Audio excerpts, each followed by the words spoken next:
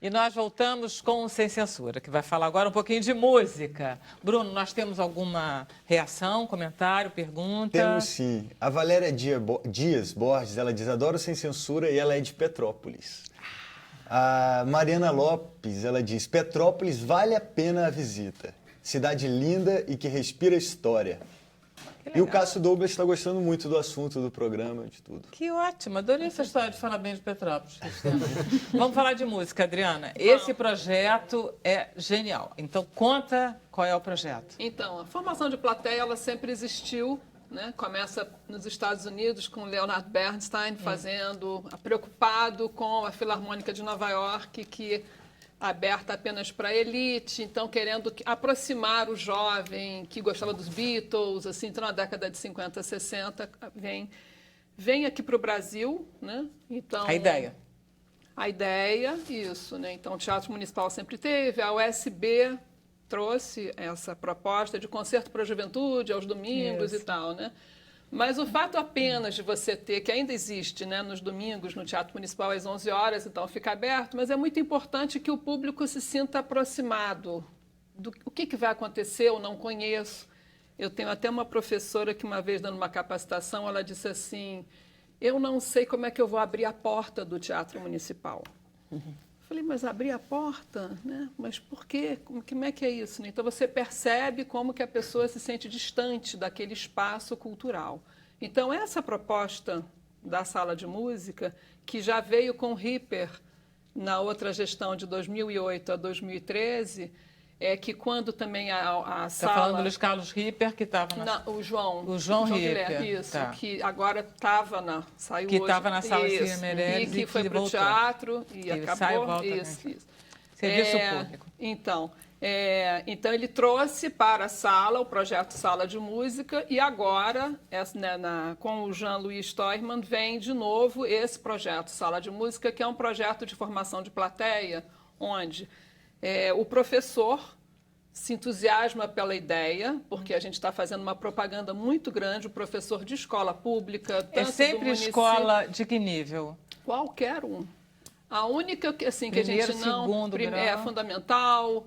Particular, escola de música, projetos sociais, se a sua igreja, se você tem um coro, se você canta, se você tem um grupo de alunos interessados, e não precisa ser de música, né? Eu acho que você pode também sensibilizar, para todo mundo, ou seja, a sala Cecília Meirelles está abrindo as portas para que todos venham. E como é que você pode sensibilizar esse grupo? Primeiro, a pessoa se interessa, tem vontade de levar. A Vivo está fazendo um patrocínio maravilhoso, né? Porque sem isso nós não teríamos essa condição. O metrô também, abrindo as portas do metrô para quando o professor vai, né? Também é maravilhoso. Nós oferecemos um ônibus e lanche para cada escola que se inscreve, que também é maravilhoso, porque normalmente você mora muito afastado do centro, até chegar é complicado, então tem um lanche no final.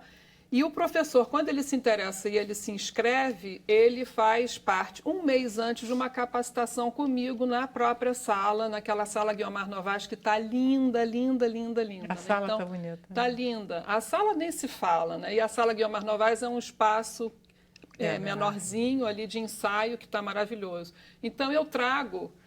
eu esqueci de estar na minha bolsa o livro, que a gente prepara um material didático, oferece para o professor a capacitação, onde eu trabalho com ele todos os conteúdos que vão ser abordados no concerto. Tá. Então, são concertos durante o ano, Jean-Louis bolou de serem 8 concertos, onde o primeiro é Bach, Mozart, Beethoven. Então, você vai trabalhando os grandes compositores da música ocidental, terminando com a música contemporânea, que é maravilhoso. Espero que tenha Villa-Lobos, né? Um pouquinho. E essa mesma turma participa de todos os concertos, não? Se eles quiserem, seria genial para você conseguir isso. Mas não sei se todos conseguirão. De qualquer maneira, quando o professor se inscreve, ele tem essa capacitação um mês antes do concerto. Então, ele leva para cada aluno, criança, jovem, EJA, adulto, coralistas, levam material, um livrinho para cada um, que tem a biografia do compositor, todas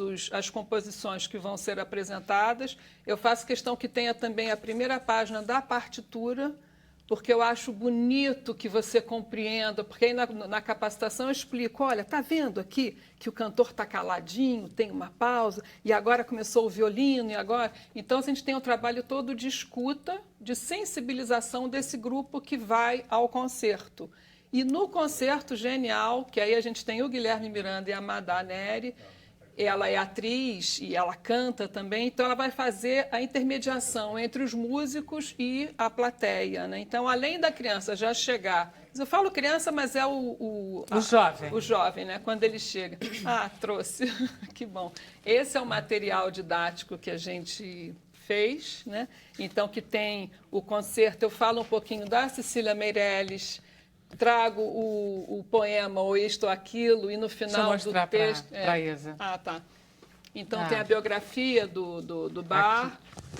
A biografia, você põe uma biografia na capa, assim, a capa... Não, a capa, inclusive, tem esse círculo em branco, que é para o aluno, depois do concerto, o que o Bar disse para mim, né? O que eu estou levando desse concerto, né? Assim, então, bem... Também aí nós colocamos então tem a biografia da Cecília, o programa de sexta e de sábado, né? Depois tem sobre os instrumentos musicais, que eu acho que é bem interessante. Que eu adoraria ter feito essa capacitação para me entender sempre na orquestra. Isso. Nem sempre eu me entendo. E também nós temos um cartaz bem grande, que é para o professor também colocar na sala de aula durante esse mês, entre a capacitação e o concerto, para que toda hora você esteja pensando, né, nesse concerto. Mas os instrumentos, tem uma coisa interessante, Vera, que normalmente a gente acha que os instrumentos de qualidade são apenas o violino, viola, violoncelo e contrabaixo. E as pessoas não têm um violino em casa, não têm um piano. Estou falando do público brasileiro, né, da escola. Nós todos né? aqui, alguém tem um violino em casa? Bom, eu tenho, porque minha filha toca violino. Bom, mas você é muito chique. Mas é a única isso. aqui. Mas então eu começo perguntando na capacitação que instrumentos que você tem na sua bolsa. Aí a pessoa, não trouxe nada, não trouxe... Mas como não? Tem sim. Olha na tua bolsa, vamos ver o que faz som, que objetos sonoros que você tem. Então tem chave... Tem o reco-reco, que você pega o espiral do caderno e já começa. Tem o porta-moeda. E aí a gente começa a inventar. Então, eu trago muito isso. Ou seja, no nosso altar, no meu altar, tem o berimbau, tem a moeda, tem tudo. E a partir desses instrumentos, você começa a tampa da caneta, que vira um apito. Você começa a trabalhar os instrumentos da orquestra. Ou seja, você faz um longo caminho, principalmente a escuta, o silêncio, que eu acho que é muito importante também, de você apreciar uma música e de você entender, de mostrar que nós todos, quando vamos ao concerto, nós também ficamos cansados, também temos fome, também não entendemos, será que é para bater palma, será que não é para bater palma? E que tudo isso não é importante, o mais importante é que a música te sensibilize, né? Então, eu acho Os músicos gostam? Adoram. Porque inclusive é uma plateia. Eu acho que a gente tem que aumentar isso. Aí é a biografia do Mozart, cheio de fotos. Esse é do Bar, né? Desculpa, do Bar. Já estou com o Mozart. Você já está vendo o próximo. E aí eu fiz questão de pedir, de colocar um mapa mundi, onde para que o aluno saiba, né? Não adianta você colocar só a Alemanha, né? Onde é que fica a Alemanha? Onde que eu estou? Então, eu estou aqui no Brasil, a Alemanha está aqui, a Alemanha dentro da Europa está onde? E esse mapa menor, quer dizer, o maior da Alemanha, tem todas as cidades que o Bar andava, porque ele ia a pé para assistir concertos. Então, ele fazia passeios incríveis e ele se mudou muito. E morava para cá, depois ele foi para o que aqui, depois ia ser para o que, né? Então, aí tem o nome de todas as cidadezinhas e a gente espera que o aluno faça aquela ligação das cidades que ele visitou. Adriana, eu queria te perguntar da reação dos alunos, desculpa, mas eu também queria te perguntar que tipo de história humana esse professor vai lá buscar? O que faz ele tirar o tempo dele, que já é bem puxado na sala de aula, para pedir uma capacitação para os seus alunos de escola pública? Então, quem é essa pessoa que vai até então, você? Primeiro, todo professor, principalmente de música, e o professor no Brasil e no Rio de Janeiro tem uma desvalorização absoluta em todos os sentidos. Né? Nosso pagamento que ups, cadê o pagamento do 13º? Exatamente, onde é que está a pessoa convive com isso então, o tempo é um inteiro. professor muito desvalorizado. Então, de repente, e agora, todo professor é apaixonado pelo que faz, senão não estaria nessa profissão. Né? Com certeza. Eu sou apaixonada pela minha profissão, que é a formação de professores de música. Então, esse professor que está se sentindo desvalorizado, de repente você tem uma proposta. É um presente, eu acho. Né? Esse projeto, acho que é um super presente que vem, que é leve seu aluno, nós vamos te dar todo o apoio para isso, você vai gostar, o teu aluno vai gostar. Chegando lá, tem um ônibus que leva, porque é sempre tão caro, tão distante, né? Como é que eu vou fazer? É tudo tão difícil. Tem que pedir para a direção, tem que pedir para a CRE, tem que pedir para não sei aonde, tem que pedir... Então, e agora não, está tudo ali. É só você se inscrever. O dia vocês escolhem fim de semana, vocês escolhem durante a semana? A capacitação é sempre no sábado, um sábado por mês. Quer dizer, o que eu peço é que a pessoa que se interesse por esse projeto Sala de Música da Sala Cecília Meirelles, que ele escreva para o e-mail salademusica2017@gmail.com. E aí ela vai te dar, a Daniela te dá as datas da capacitação, vai te dar as datas dos concertos. Na sexta-feira tem o concerto para as escolas, para os alunos, de maneira geral. E no sábado estamos privilegiando os alunos de projetos sociais que já tocam na orquestra, pessoas que já têm uma ligação com a música um pouco maior. Projetos sociais incluem as igrejas evangélicas, por exemplo, que fazem um grande trabalho nesse sentido, você né? Não faz, você deve fazer ideia, né? Porque as igrejas... Eu faço ideia porque minha filha estuda numa igreja evangélica, eu não sou evangélica, mas ela estuda o Estado deveria fazer, quem está cumprindo esse papel são as igrejas, né? Impressionante, porque não só elas incentivam, como na mesma hora que o aluno começa, ela empresta o instrumento, ela paga a licenciatura, né? Eu trabalho no Conservatório Brasileiro de Música, eu tenho a maior parte, 70% dos meus alunos são de igreja, porque a formação toda tem vindo da igreja, né? Bom, se você lembrar de mais alguma coisa, a gente vai falando. Agora vamos saber por que você estava cochichando com o Felipe. Estava cochichando. Estava falando que o Guilherme Miranda, que faz o Cabeça com a gente, ele está fazendo o roteiro, né? Junto com a Madalena Neri, de como receber esse aluno no dia do concerto. Que maravilha. Ele é Olha muito só, bom. Felipe, eu adorei, estava lá vendo o release um pouco do espetáculo. Aí eu disse, nossa, que ideia nova. Fazer assim um documentário teatral, é isso a ideia, né? Sim, sim. Aí eu vi que é nova coisa nenhuma, que Piscator, achei muito erudito, que Piscator no começo do século XX. Então, explica para mim qual é a ideia. Sim, pois é. O Cabeça, um documentário cênico, é uma peça de teatro documentário a partir do LP, na época, agora álbum, ou sei lá, como queiram chamar hoje em dia. Era LP, não era nem CD. Era LP, caramba, 30 anos. Não tinha CD, tinha cassete, né? Mas CD não tinha. Caramba, claro. E a Cabeça Dinossauro.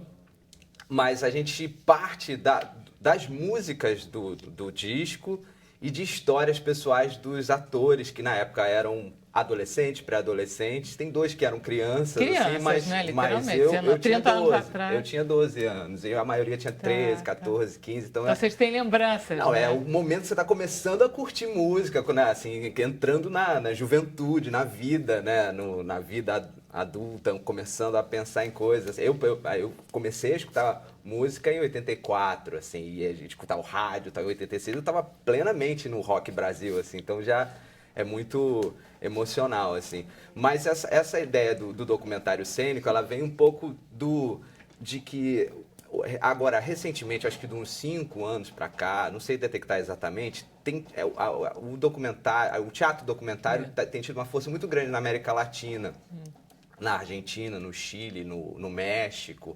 Tem muitas peças que retomam um pouco a história, principalmente a história ligada às ditaduras. E as pessoas, em poéticas diferentes e maneiras diferentes de encenar, elas fazem um teatro documentário, às vezes assim, alguém que, por exemplo, foi filho de... Tem um, por exemplo, muito famoso, que é uma peça da Lola Arias, que é uma encenadora argentina, também da minha geração, assim, tem, sei lá, 40 e poucos anos. Ela é maravilhosa. Maravilhosa, né? Eu já vi essa peça. Pois é, tem uma peça que chama Mi Vida Después dela, que é com filhos de pessoas que sumiram ou eram envolvidas de alguma maneira no regime militar, assim, e filhos que... Aquela história que foram depois, né, eles se encontraram.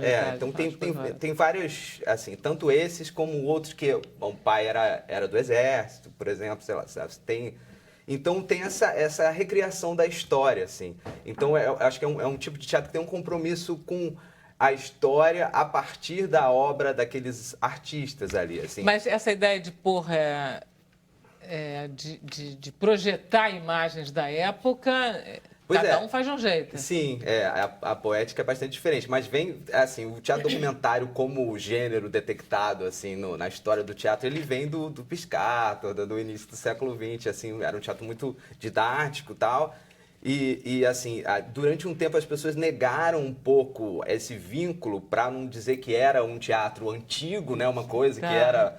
parecida com uma estética do começo do século XX, mas agora essas estéticas poéticas são muito diversas, né? Então isso está voltando com uma força muito grande, assim. O que vocês fazem? Vocês recriam a banda?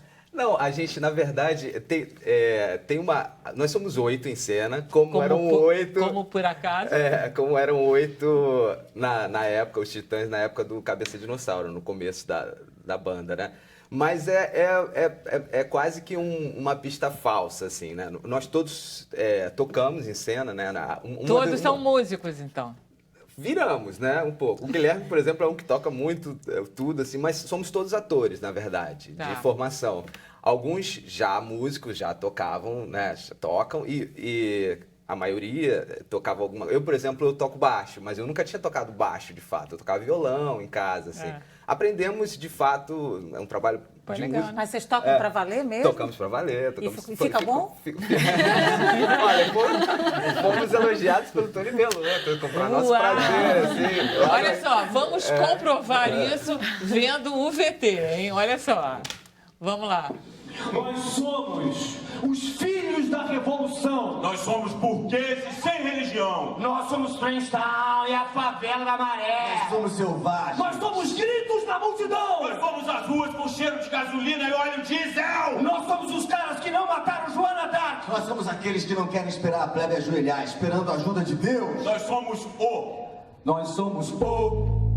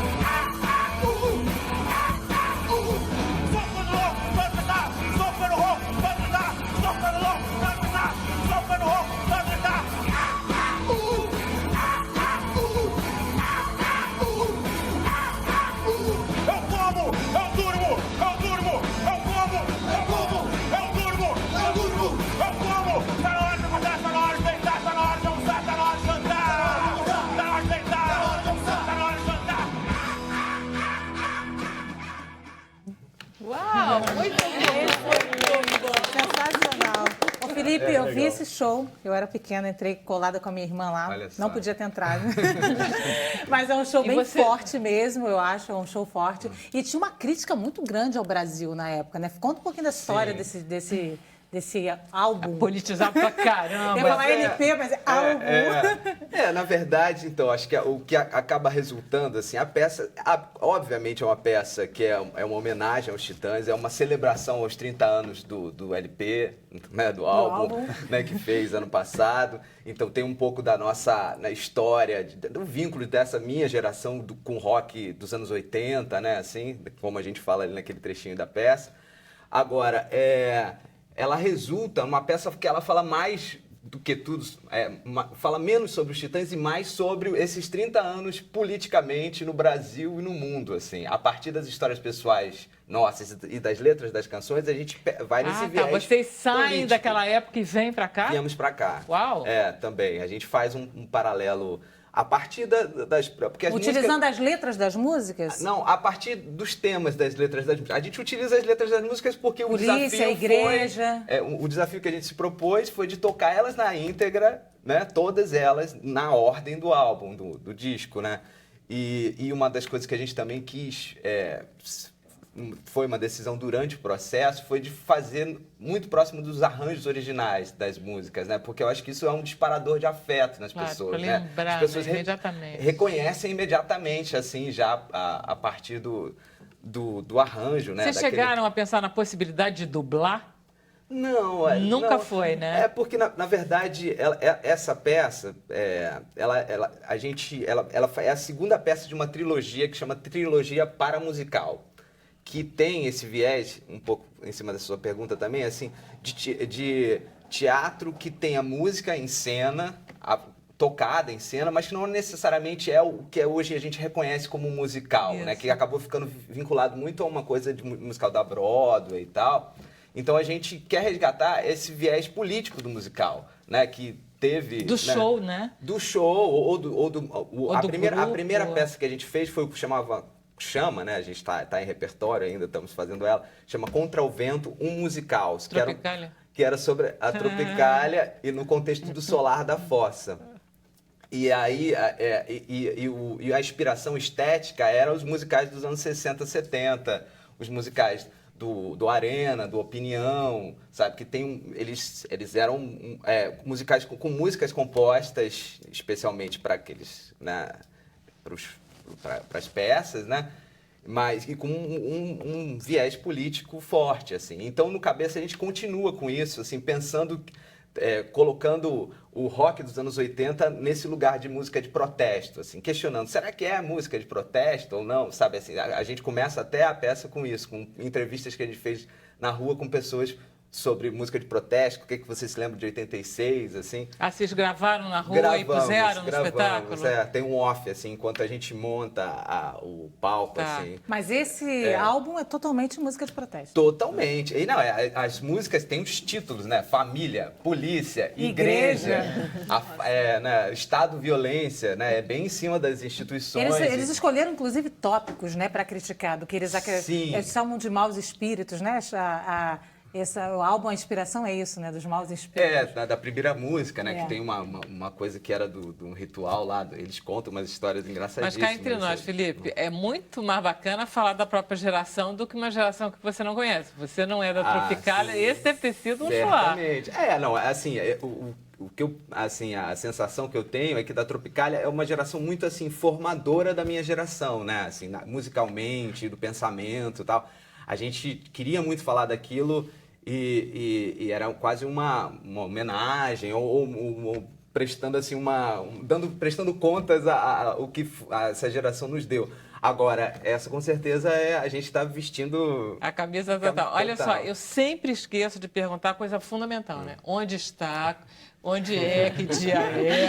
Aí depois que ninguém todo mundo saber, desesperado. Né? Não falei, pelo amor de Deus, agora Vou fala. falar logo. A gente está no Teatro Ipanema, que aliás é um prazer estar no Teatro Ipanema por vários motivos, né? Pela história do Teatro Ipanema dos anos 60, 70, né? Com Rubens Correia, com o Ivan de Albuquerque, com Hoje é Dia de Rock, né? A gente tá lá. E depois também o Teatro Ipanema nos anos 80 teve muito show de rock dos anos 80 lá. Então tem um axé ali forte. E a gente está no Teatro Ipanema, sábados, domingos e segundas, sempre às 20 horas, até o dia 20 de março. Agora a gente para no Carnaval. Caramba, 20 de março agora. Temos que correr. A gente faz 3 semanas depois do Carnaval. Depois a gente volta já no dia 4, no dia do desfile das campeãs. Quem não gostar de samba pode ir Esperem no outro dia.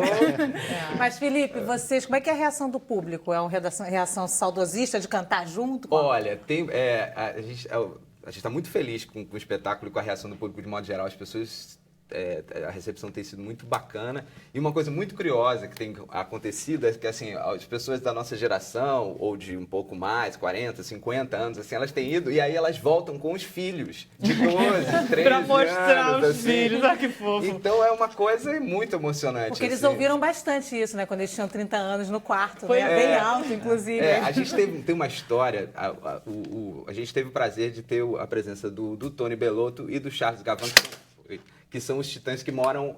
Quer dizer, o Tony ainda está na banda, né? E o Charles saiu, mas, enfim, são titãs e que moram aqui no Rio.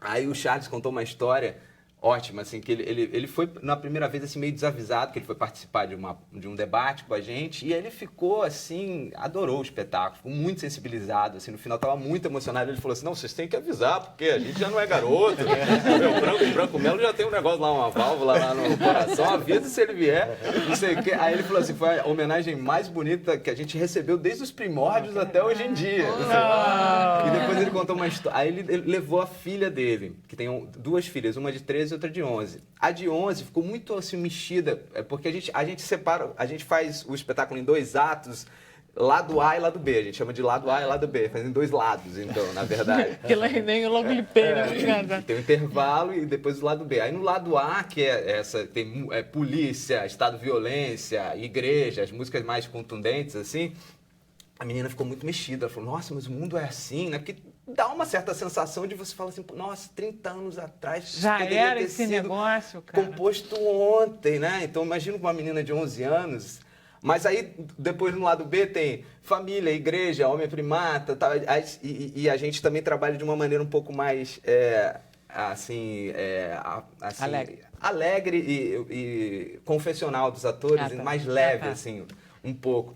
E aí ela ficou um pouco mais tranquila, mas ficou com aquilo na cabeça, e ficou, pai, você vai me explicar depois, tal.